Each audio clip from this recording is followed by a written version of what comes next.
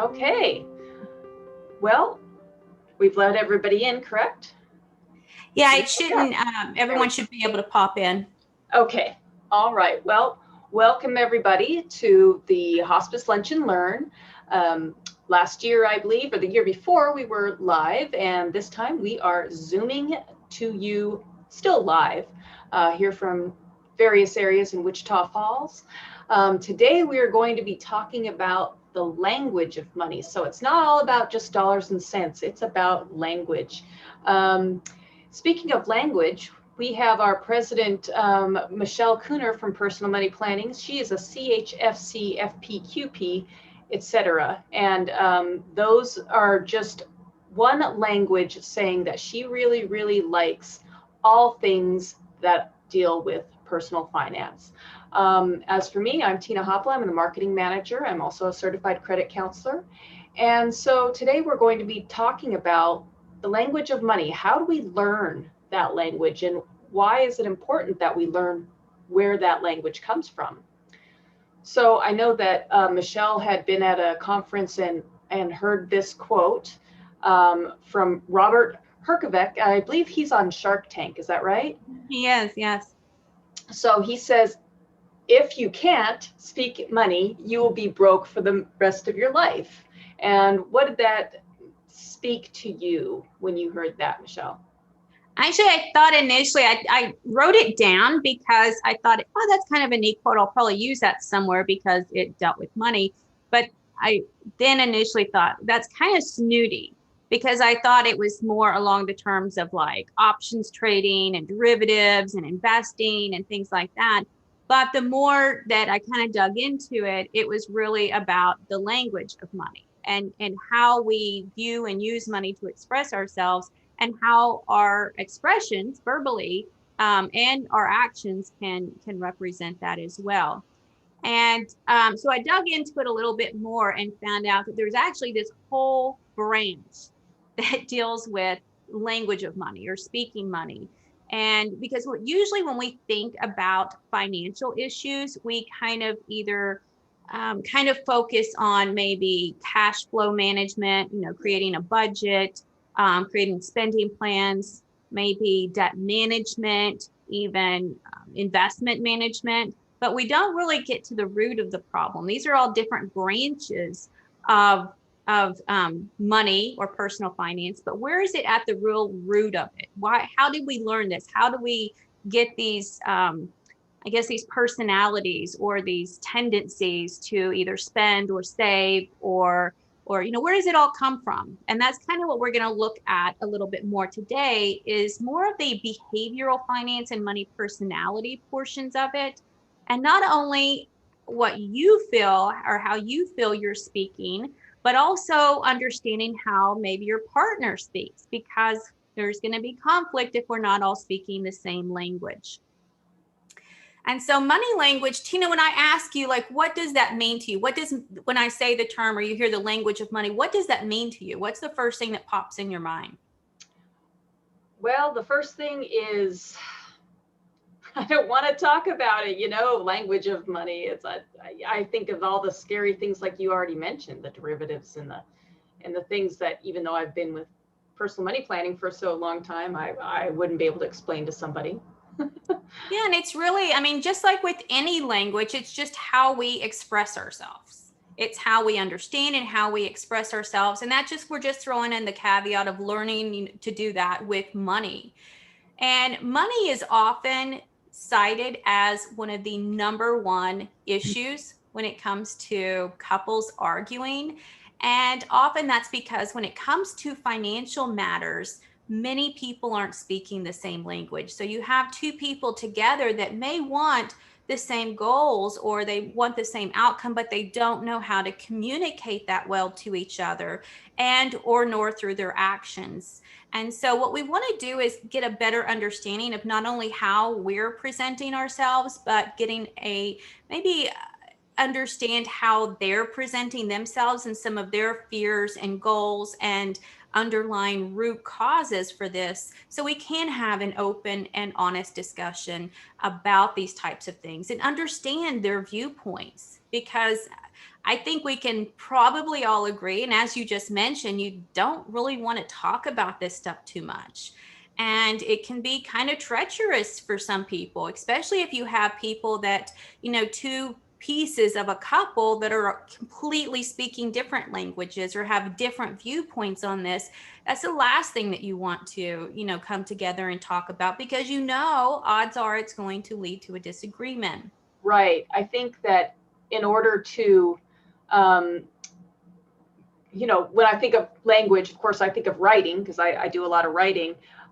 You have to learn the language before you can write a novel in it. So if you are, working on money things with somebody who's speaking a different money language than you, and you don't know what you're speaking, it's going to be hard for you to get to any kind of goal. And that, you bring up a really good point, because I can go shopping. I can go to the grocery store just fine. I can, order stuff online. I can do things like that, and it's not a big deal. I can get directions. But when I used to travel to Germany, my late husband was German Air Force. And when I would travel to Germany, trying to get directions, I could not figure out how to unlock the German cell phone, because you had to press certain buttons. So while I had a phone, I could not express, like, how can I call someone? How do I unlock the phone? Because everyone was speaking in German to me. And so we had that language barrier. And it wasn't the fact that I didn't know how to use a phone or that I didn't know how to walk around the block. And by the way, Strasse is not part of a specific street name. It just means street um, in Germany, because I was like, I've got this. I'll remember this name. No, they all say that. And so it was very difficult for me, because I didn't understand what to look for. And so that's what we're going to try to help you do today, is to really kind of get to that root problem. And because since both perspectives are really important pieces of this puzzle here, we do need, to come together and work collectively to input, ideas and goals and expectations, and work collaboratively and equally to, come up towards these outcomes. Because if one person's doing all of the dictating, how much on board am I really going to be if my opinions and my voice is not being heard? So how do you determine which money language you speak? Any ideas, Tina? Well, I think the way that I speak is the right way, and the way everybody else speaks is the wrong way. Do you think Gellert would say that the same? Yes. I think there are so many. We can like pull up so many different things, and pull up a search engine and find this stuff. And if you do, there are tons of quizzes out there. And whether you call it money language or money personality, there are a lot of things online you can find. Some of them are free, others charge a small fee, and some are very, very detailed. I pulled up one and it was like 12 pages, and it basically was just a lot of fluff I think they put in because you paid, a few dollars for it. And some of them offer just a quick synopsis. So we're going to really dig in to see and just make it very simple. We're going to look at 4 different languages that you may be associated or resonate a little bit closer with. Now, this all started with financial psychologist Dr. Kenneth Dole, who is actually a licensed psychologist and a retired financial planner. And so 2 really people you really don't want to have at parties, right? Both not very not very fun personalities, but he blended these 2, the financial planning and financial psychology portion of it, and determined there are 4 basic money language profiles. And each one of these have a different set of strengths and weaknesses. And so we're going to take a look at these 4 and determine which one you may, feel like you're a little bit closer to. And the reason we want to do this is the strengths are great, right? But on the weaknesses, we want to see if, we can kind of maybe mitigate some of those weaknesses. Let's see, we have a question. That's just me. I'm just letting people know if they want to think about what their money profile is, even before we get started. And then that way they just kind of think about it maybe toward the end if they have any questions. Yeah, take a look. We have just a quick, very little summary, like for instance, the driver, money is success. See which one before we get started and diving into them too much. Just pick one that you may think that you kind of are drawn to a little bit more.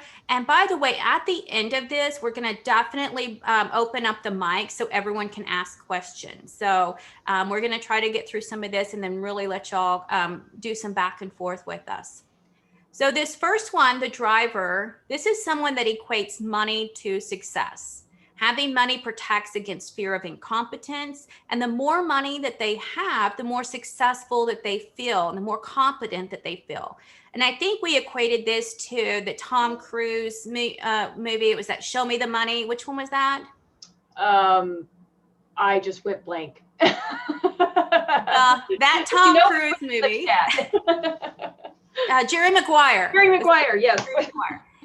So this is definitely a Jerry Maguire type personality. Drivers communicate love by showing what money has done for them to help improve their lives and also the lives of those around them. Now, their weakness is that they can be overly dependent on money for their self-esteem.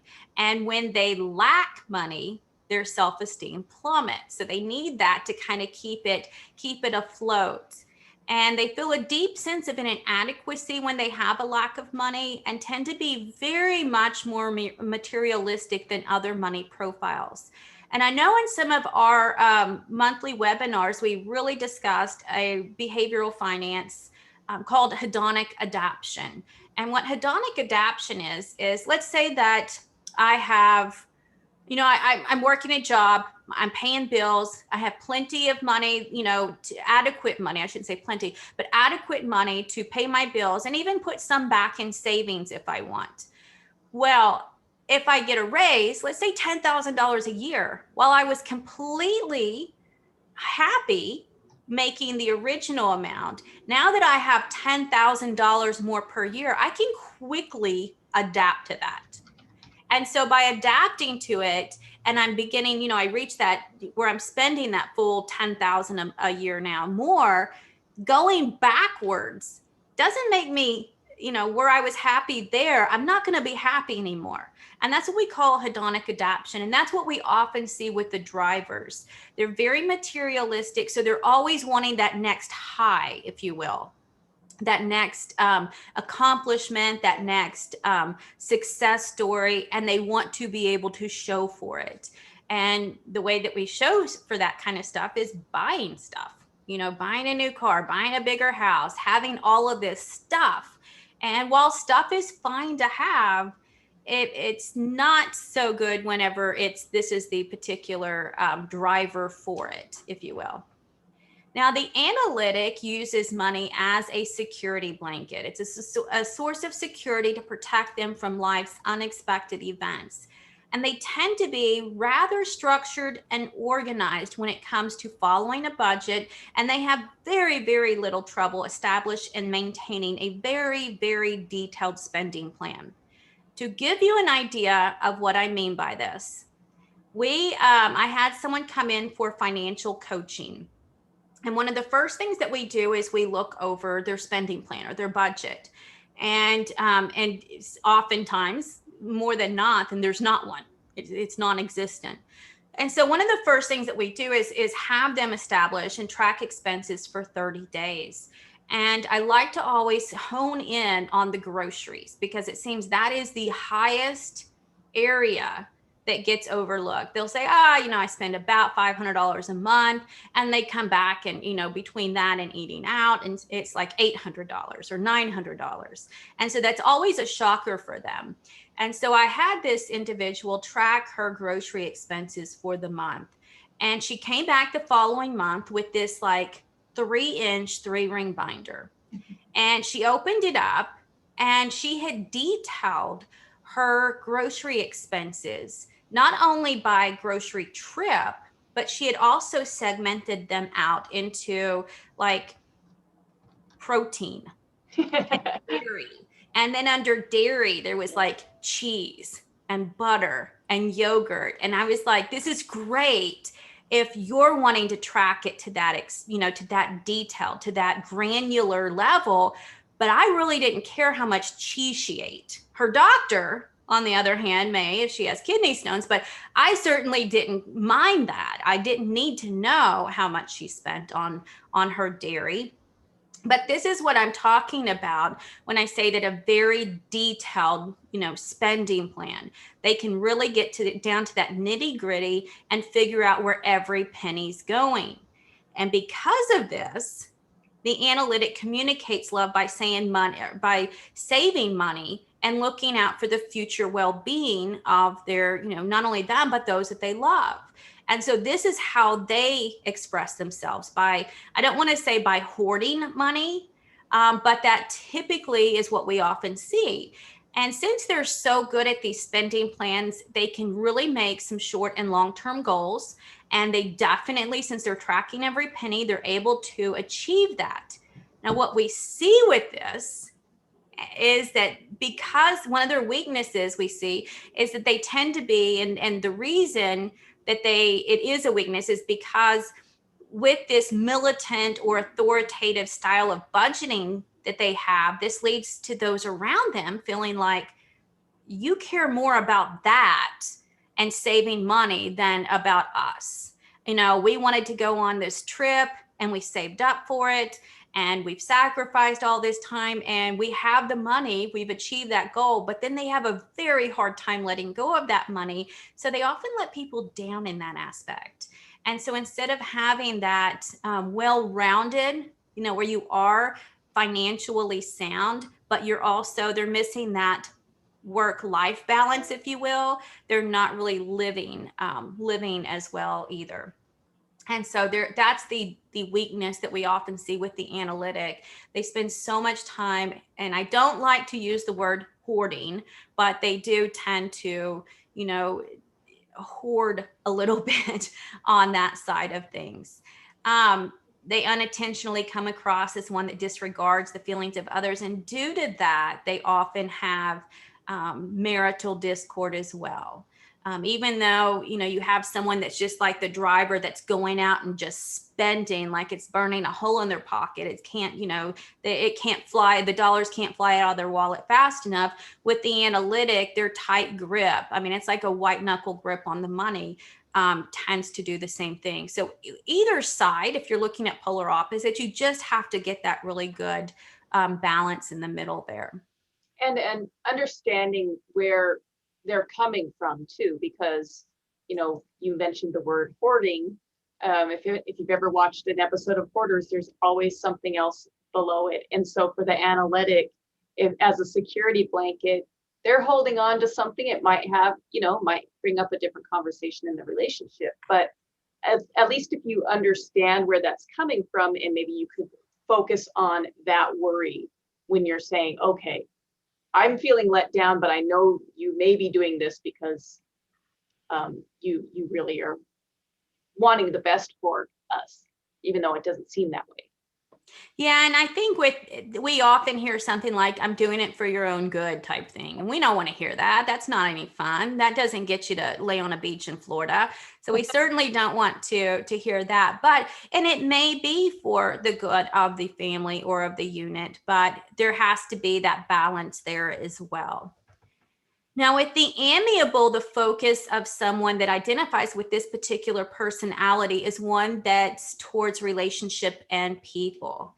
And they tend to communicate love through sharing what they have with their friends and family. And since money means love and affection to this group, they really lack, it translates to the inability to show love, if you will, or to communicate love if they don't have that money. Does that make sense? Right. So if they don't have it, they don't feel like they're showing love to those people. And if they don't show love to those people, then maybe they're not going to receive love back. So it works both ways, the giving and receiving of love, because a lot of people, and it could be that you may have someone that just has such, maybe low self-esteem or some insecurities that it's almost like they're trying to buy that love. from the individuals, and that's the weakness. And that may not be the root cause of it, but that may be how they feel it is. Right. And I think another one of their weaknesses is they may spend money they don't have because, or that isn't within their budget because they're trying to gain. Absolutely. Yeah. And because of this, because of the very generous and good-hearted nature that they have, they are often very, very poor money managers, and they often lack, even for certain long-term planning skills. There's just nothing there because they can't think that far ahead. They're kind of living in the now. But even with some short-term planning skills, they tend to have trouble with that because it's all right now. What can I do to get this right now? And so we always say, while sharing is caring, sharing too much may leave the partner feeling that their financial security is irrelevant.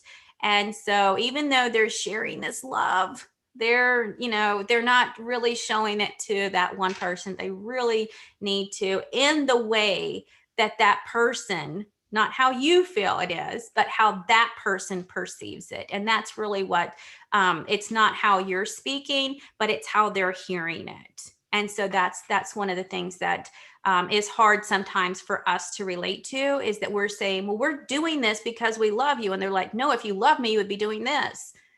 And so that's where we kind of have that this kind of disconnect. Yeah, the disconnect on it. And then we have the expressive, where money is definitely acceptance. It offers the respect and admiration of others. And it also allows for building relationships with equally desirable people. And this is like spot on, check mark the box, keeping up with the Joneses type of personality. That's what they're, and we often see this, like they want to own certain things, to be in certain clubs, to run with the certain people, whether it's like the country club and going golfing, or like being in, we're like a car club. Like I own a Tesla, so us Tesla people over here understand this lingo and you others don't understand it. And this is why I'm spent way too much money on a car. But it's one of those things that, you want to be in this specific group. And so to get into that group, then you will spend money. The spending of money often, and you mentioned this in the amiable category as well, it's often masking a much deeper issue, like hiding feelings of pain, insecurity, and incompetence. And their weakness in this particular area is being overly dependent on money. And this is usually, they feel it's to solve problems and calm fears, and they are unsuccessful in doing so, because we're just like digging a hole by buying the stuff, and we're digging a hole deeper and deeper. And we kind of go back to that hedonic adaptation part too, where we're buying something to give us this joy, but then that joy is short-lived. So we have to find something else to boost that again. Right. And I think, since it's acceptance into a group, if you're feeling like you're not part of the group and that this will create it, then, buying it will create, be part of the in crowd, then yeah, you're going to run in circles because, you're fine just as you are. No matter You can kind of see this, and I don't know if I mentioned this already, but you can be bilingual.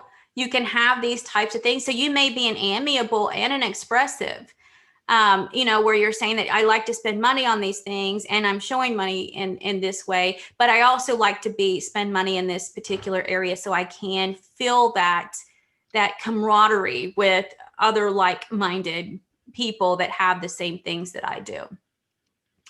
So as with any language, speaking money is an acquired skill, and it's often learned through one's upbringing.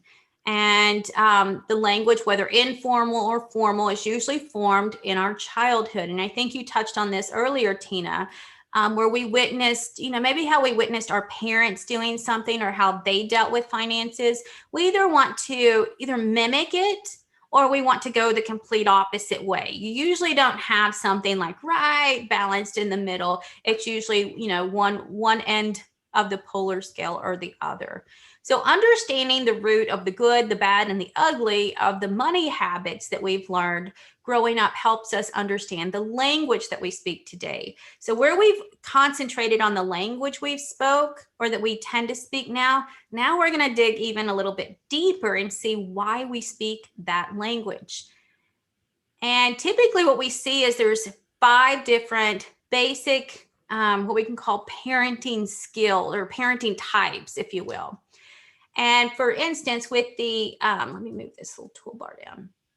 With the frugal parents, if one's parents were like really frugal throughout their childhood, they may overspend now to compensate for feelings of being deprived, certain advantages as a child, and then this overspending tends to lead to financial insecurity, a lack of adequate retirement or emergency savings, and guess what?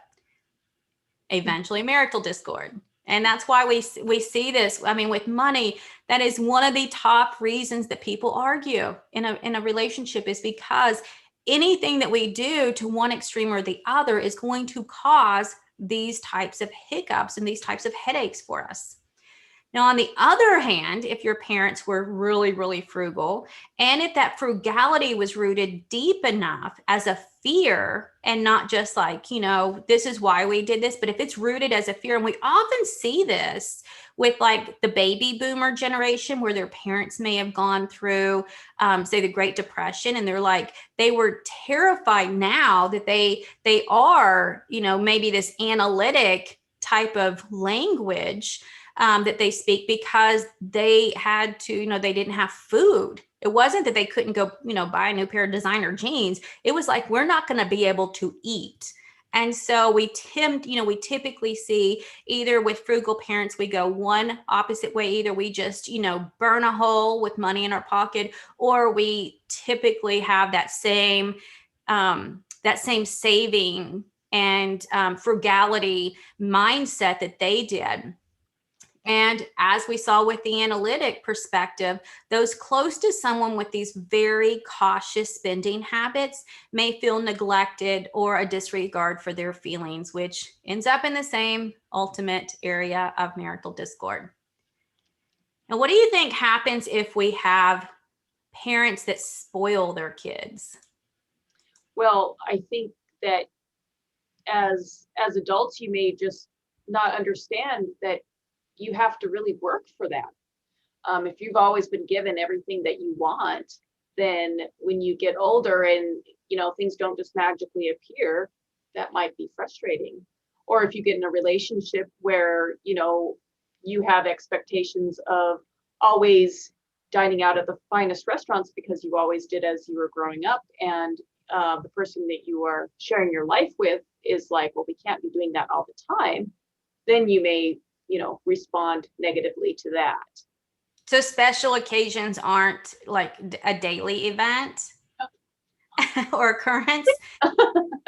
Right. Now, wanting to provide more and better for your kids is absolutely fine. But where we see that, like you said, kind of going overboard a bit is if you're spoiling the child and then setting them up for financial insecurity through their adulthood, because by providing these, this luxurious lifestyle and, the best of the best, and, you never have the new car smell wear out. What we end up doing is we create that sense of entitlement. Like, this is normal. Why can't I do this? I did this like all growing up. And why are you telling me that I don't deserve it? And that's where we see this type of thing again. And so what we end up having is, young adults moving out of mom and dad's home and starting to build their own home. And they may not be able to have, the 6,000 count, thread count sheets initially. They may have to settle. We may not get the best of the best. And so understanding that and setting them up by going overboard and spoiling them, we're actually having an opposite effect in their adulthood, because we are setting them up for financial insecurity by expecting that. And it's not bad to have stuff. Having stuff's not a bad thing. Having nice stuff's not a bad thing. Having expensive stuff is not a bad thing. It's just you need to find that balance between happy and financially sound. And we see, I think Brittany, one of our coworkers, she talks about with her kids. She's like, I will buy very good quality clothing, but she doesn't buy a lot of it, and then it's handed down. And she's like, so I will spend more on clothing because we don't have a lot. We don't want quantity. We're really focused on the quality of it. And that's where I think if we kind of put our mindset in that, because I mean, let's face it, if we go through, I'm guilty too. I mean, I am first in line on the clothing guilt trip here. I am going through my closet now, and I probably got rid of a full trash bag on one side of my closet already of stuff I have not worn, and I have no intention of wearing, that will be heading to probably the Goodwill this week. But with that, we're all in this together, and having stuff is not a bad thing. It's just having too much stuff. Sometimes we need to really prioritize and find what we find value in and what makes us happy. Now with the charitable parents, how do you think that has an impact on us, Tina? Well, I think there's the possibility as a child, if you see that your parents are always giving additional money to the charities that they support, there's a couple different ways that could go. I guess you as a young child, if you want something and you're like, well, the money is going there, why can't it go toward me? There might be some negative aspects of that. So as you grow older, you may go, like you said, it could be one way or the other. You could either be somebody who was like, okay, this is what my parents did, so I guess this is what I'm supposed to do, or you won't be charitable at all because you feel like it's depriving you of what you would want. Yeah, and really it's with, and you touched on that both ways too. The individual may feel a sense of obligation or guilt to continue the charitable keeping up with the Joneses, if you will. They have to keep up with that same level. And it's important to kind of take a step back and realize that one's preference of philanthropic giving is an individual thing.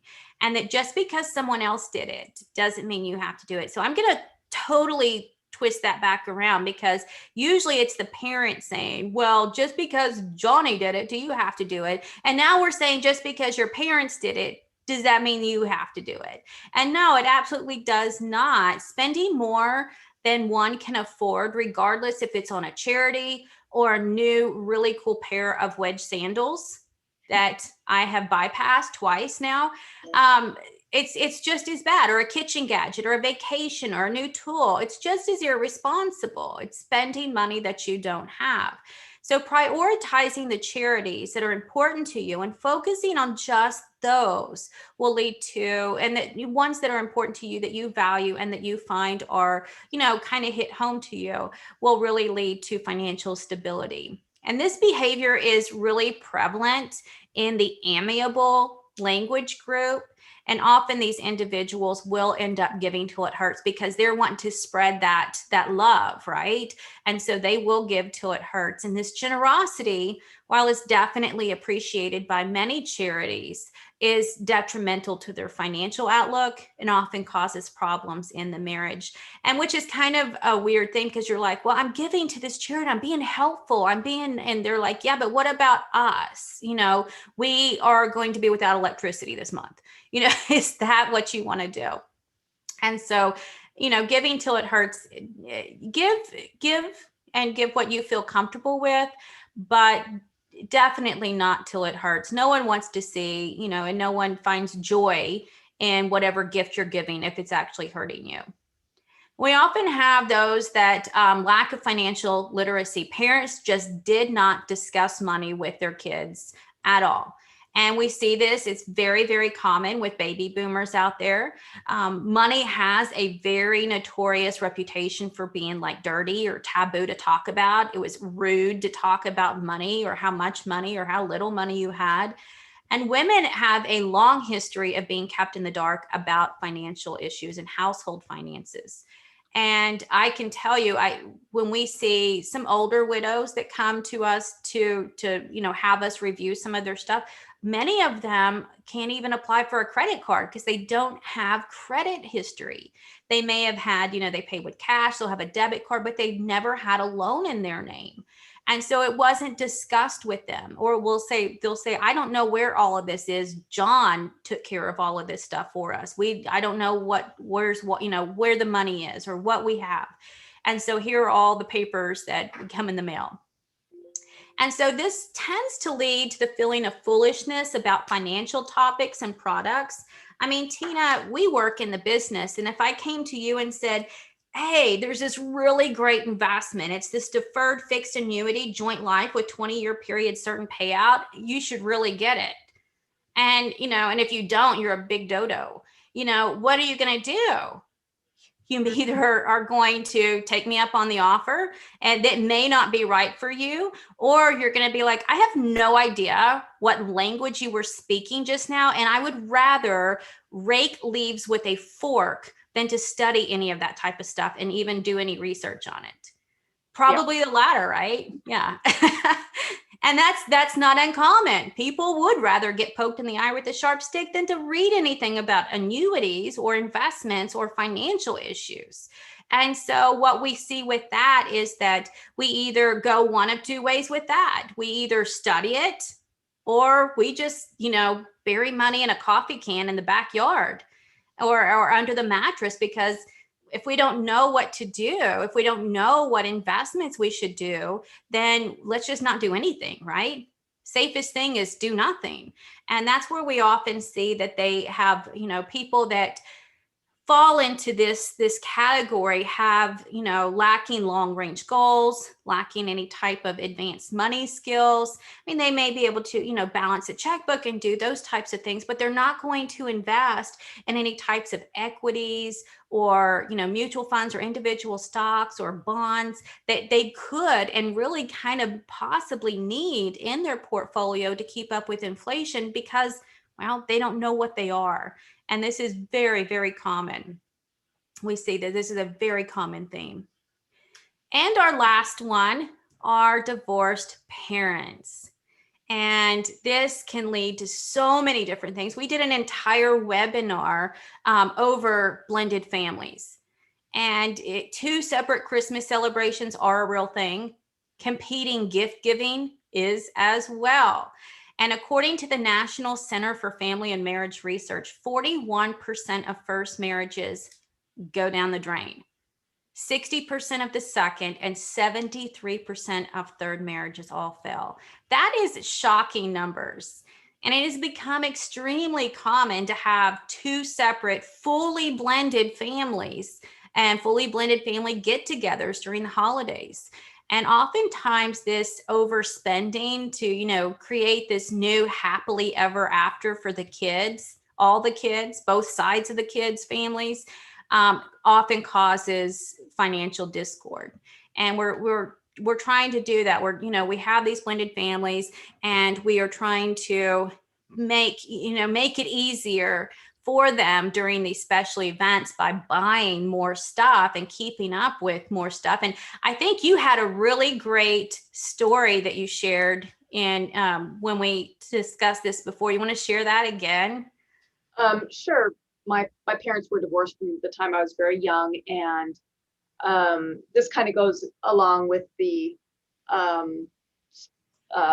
spoiled child as well. My mom had been dating a guy and was engaged to a guy who had 2 children. My mom was a single parent with 5 children. And so in trying to kind of create this family, they were negotiating how they were going to be gift giving during the holiday season. Now, the 2 children of the soon-to-be husband wanted to give his kids skis and a ski trip and ski jackets, and that was very, very expensive. Where there were 5 of us, and we were happy with getting like just a few of our gifts, and we would get gifts from our dad and our mom, but still it wasn't like ski trips. It wasn't anything like that. And but my mom had a feeling like if she didn't match what the the our future stepbrothers and sisters were getting, that we may feel bad. So that year they went into debt, and my mom went into debt to give us kind of extraordinary gifts at the time. I mean, this is going to age me a little bit, but my mom bought me a typewriter, an electric typewriter with a little screen on it. I kept it for like 20 years. And it was awesome, but I felt almost guilty about it because I knew that it wasn't something that we could afford. And they eventually did break up. That didn't end up being my stepdad. And I think that was probably one of the big reasons. But yeah, it definitely showed how there was different realities, but also different languages attached to those realities. And you bring up I don't know if we mentioned this exact word yet, but when we talk about different languages, there could be different dialects within that. And the different dialects could be that you may have two people that are, amiable, but the dialect could be to what extreme. And so that's where we kind of see the gamut of what all can be cause our spending and our expressions and all of that. So what we really typically see is that all of these types of things that our family or our upbringing has taught us is how we speak now. And so these are kind of those underlying fears and concerns. And so if you have someone or have a couple that's together that speak two different languages, or even if they speak the same language, understanding the reasons behind it and maybe working on those weaknesses and understanding those weaknesses is definitely a big thing to do. I mean, it can really help a relationship because, I mean, if you have two people that have the same language, so that we're at least making it easier. They speak the same language, but they have different underlying reasons for that. Then you can still have the same problems as if they didn't speak the same language at all, because it's not, they're different fears, they're different goals, they're different mindsets on it. And that may not change. I mean, you can't change what's engraved into someone's being, but what we can do is learn to understand why they're doing that and then work with those fears and with those concerns to make sure that those are met. And then they can also learn to understand that maybe I'm going a little bit overboard on this particular thing. As long as we have this and set whatever this is, this whatever dollar amount in, and this is particularly good for the analytic, as long as we have this dollar amount set in the bank, I'm okay.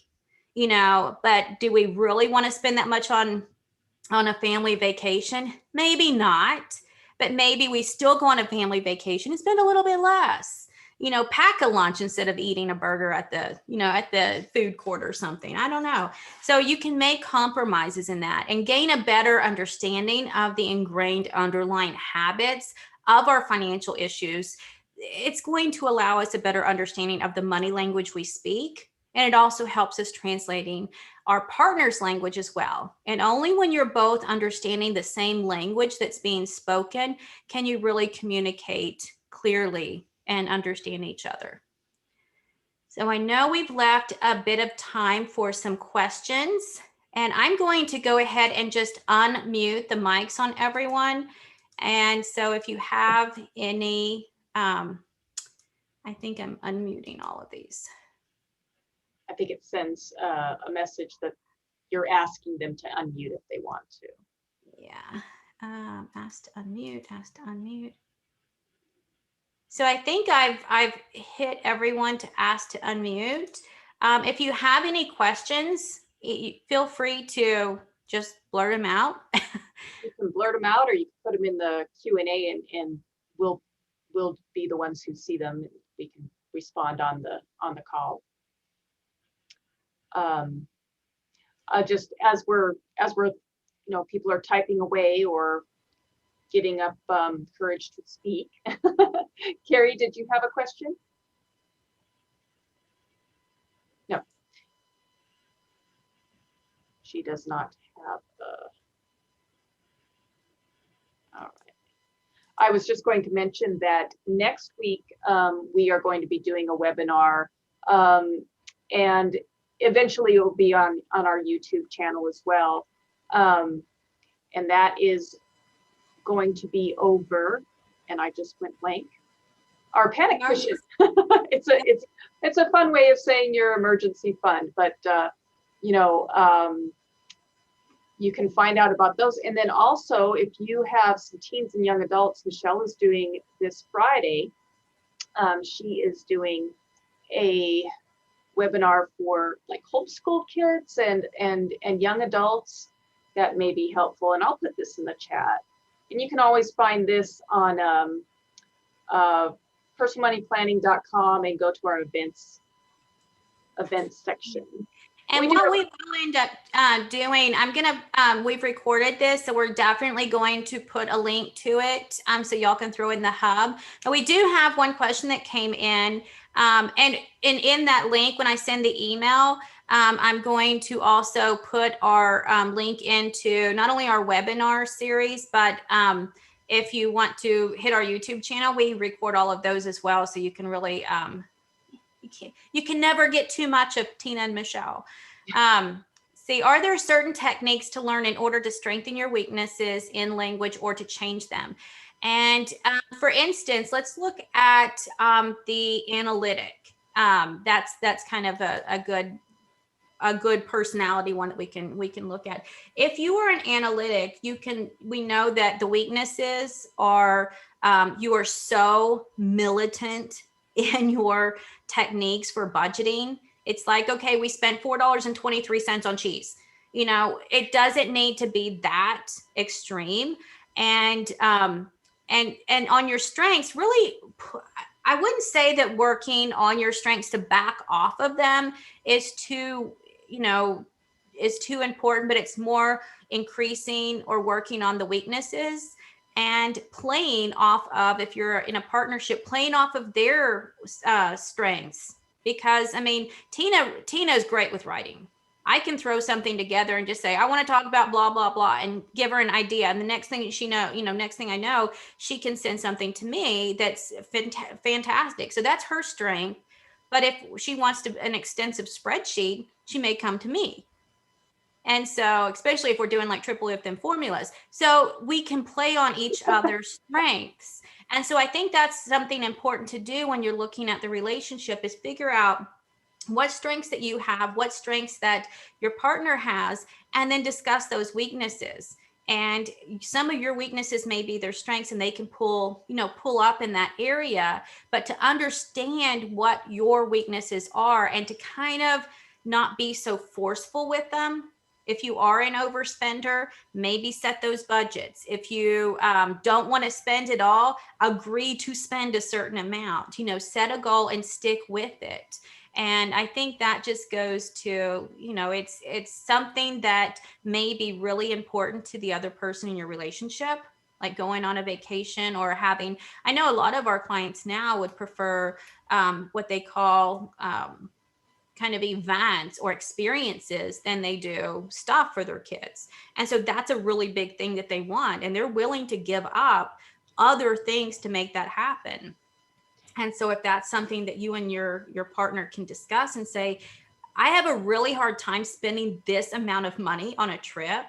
Maybe skip a trip one year and do the expensive trip the following year. So you're saving up for, or, kind of rounding. It's mainly just to focus in on what your weaknesses are and try to ease off of those. So one way we've been, this year, our webinar series is called Mindful Money.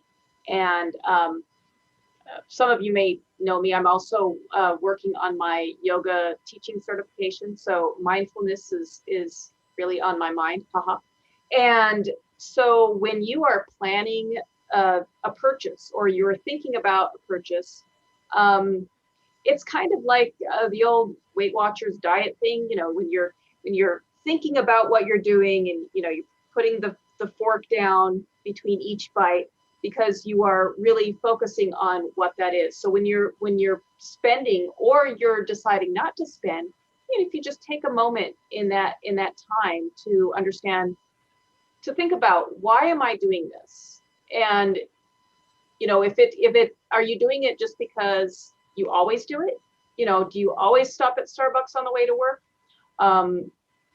Then and is it becoming a problem? Or is it an enjoyment of your life that you just don't want to get rid of?